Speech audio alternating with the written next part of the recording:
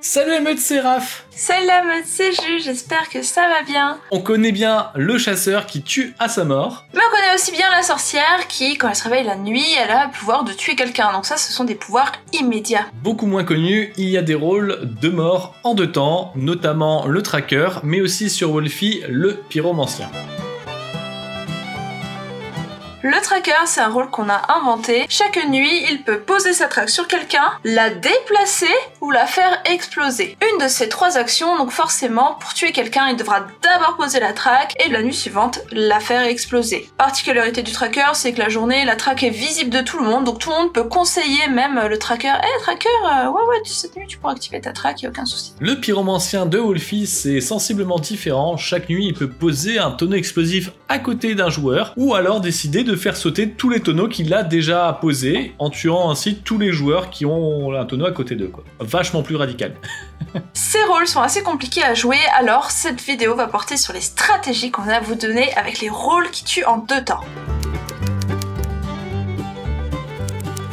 À quoi sert un pouvoir de mort? On va faire un petit rappel rapido, mais n'oubliez pas qu'on a fait une vidéo spéciale sur le sujet il y a un petit paquet de temps, donc n'hésitez pas à aller la voir. Bon, pour le village, un pouvoir de mort, ça reste un bonus, on est d'accord? Oui, il s'agit en effet d'un bonus, notamment il s'agit d'un moment où le village, donc quelqu'un de gentil, peut éliminer quelqu'un d'autre sans avoir le parasitage des votes des loups-garous. C'est quand même plutôt important. Et il s'agit en plus d'un excellent outil d'équilibrage, parce que plus il y a de loups-garous dans une partie, plus on a de chance de le faire exploser ce loup-garou. C'est ça, et c'est de ça. tuer du coup et de rééquilibrer la partie.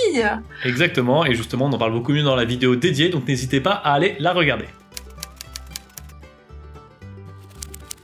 Donc ce genre de rôle, mine de rien, est plutôt compliqué à utiliser parce que toutes les bonnes solutions sont assez contre-intuitives. Votre cerveau sera votre pire ennemi avec ces rôles-là. Oui, c'est le point commun de ces rôles, hein. On va devoir appréhender le pouvoir d'une façon très différente de la sorcière et du chasseur. La différence avec ces rôles-là, c'est que là c'est beaucoup moins instinctif. On peut pas tuer quelqu'un parce qu'on l'a trouvé bizarre au tour précédent. Va falloir être sûr de soi un tour à l'avance et on peut pas non plus se permettre d'attendre 2 nuits pour tuer parce qu'on risque de mourir en fait pendant ce temps.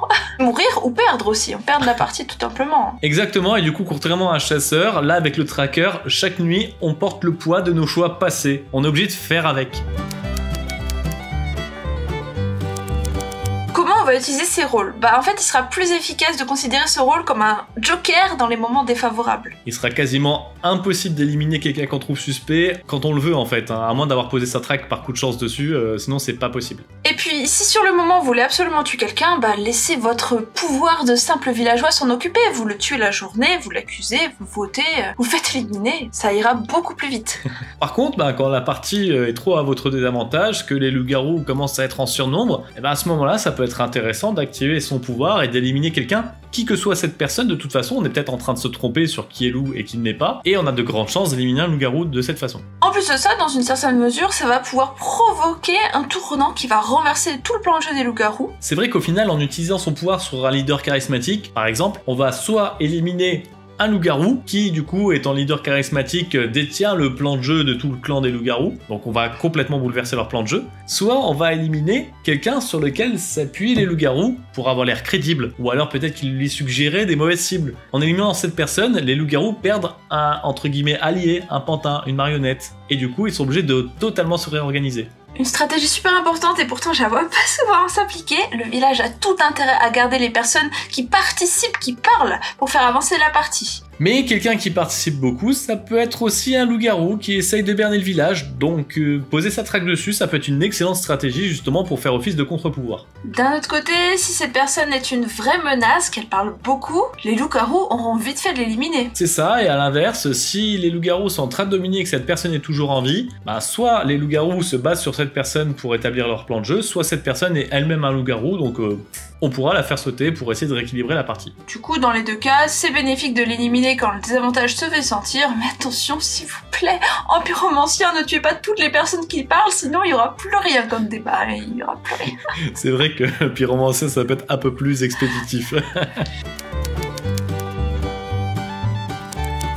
Même si c'est difficile de prendre une décision, il est recommandé de ne pas attendre trop longtemps pour utiliser son pouvoir et éliminer un joueur. Surtout si vous parlez beaucoup, on peut mourir à chaque tour de vote, par l'attaque des loups-garous, par la sorcière, l'étau se resserre à chaque tour. Les moments où cette décision est difficile à prendre, c'est quand le village domine. Vous avez très peu de chances de toucher un loup-garou en utilisant votre pouvoir. Et ceci dit, il faut se dire une chose, c'est que si le village domine, votre pouvoir n'aura pas un impact trop négatif justement sur l'avantage des villageois sur la partie. Donc dans tous les cas, c'est plutôt intéressant de le faire. Notre conseil général pour le tracker et le pyromancien, c'est d'utiliser votre pouvoir à la nuit 3, sur 15 joueurs par exemple. C'est ni trop tard ni trop tôt, après ça vous avez beaucoup de chances de mourir quand même, mais voilà, c'est un bon moment qu'on vous conseille. Au troisième tour, vous avez eu le temps de regarder un petit peu les débats, de trouver des personnes suspectes, de leur poser une track dessus et d'assumer votre track en l'éliminant. Tout ça en prenant un moindre risque de vous faire éliminer vous-même. Enfin, je crois que sur 15 joueurs, nuit 3, il reste encore 9 joueurs et bon, vous avez de bonnes chances de rester en vie. Ce genre de rôle est difficile à appréhender, mais il faut garder quelque chose d'essentiel en tête. C'est que tout pouvoir de mort est une aubaine pour le village d'éliminer un loup-garou. Et ça, c'est très important. En plus de ça, les loups-garous ne peuvent rien contre ça, ils ne peuvent pas vous influencer ou que très peu, et c'est pour ça qu'il faut savoir prendre des risques avec ces pouvoirs qui sont très bénéfiques pour le village. Voilà, c'était pour parler un peu de ces rôles. C'est vrai que je connais beaucoup de joueurs qui prennent assez peu de risques avec les rôles de mort. N'hésite pas à dire en commentaire ce que t'en penses, en tout cas, on aimerait bien voir vos avis sur le sujet. N'hésite pas à nous rejoindre sur le Discord, on discute de loups-garous, de rôles et de plein de choses. Et le village s'endort.